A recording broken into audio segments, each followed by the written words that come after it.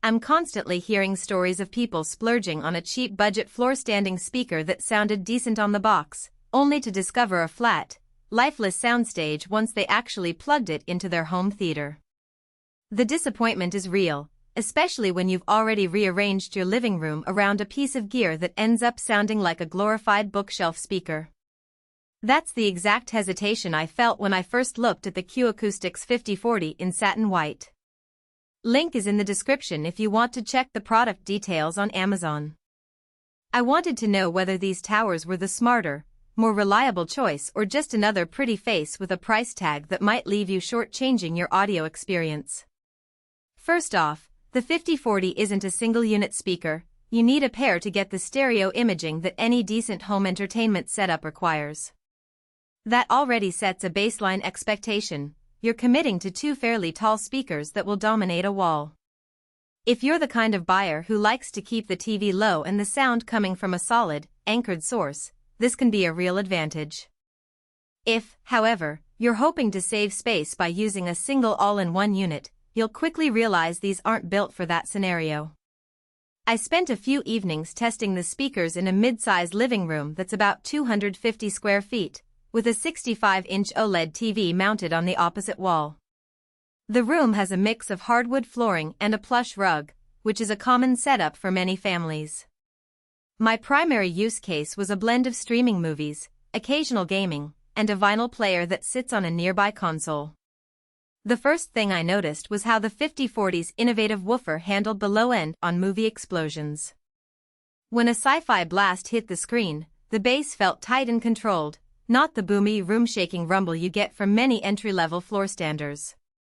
That matters if you watch a lot of action or like to feel the impact of a soundtrack without turning the volume to ear-splitting levels. The tweeter, which Acoustics markets as protected, proved its worth during music playback.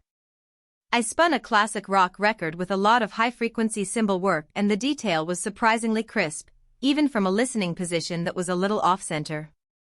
The speakers managed to keep the high frequencies airy without being piercing, which is something a lot of cheaper alternatives struggle with. They either sound harsh or they roll off the highs entirely, leaving you with a muffled mix. In real-world terms, that means you can enjoy a full-range listening experience whether you're watching a dialogue-heavy drama or a bass-heavy EDM set without constantly readjusting the tone controls on your receiver. Now, let's talk about the practical side of setting these up. The satin white finish is more than just an aesthetic choice, it actually hides fingerprints and minor dust better than a glossy white. In a family room where kids are constantly moving around, that's a subtle win. The cabinets themselves are fairly sturdy, but they're not over-engineered. There's a decent amount of wood veneer, so you'll want to keep them away from the occasional bump.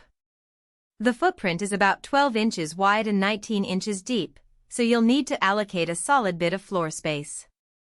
If you have a tight corner or plan to keep your furniture close to the wall, you may need to rethink the placement.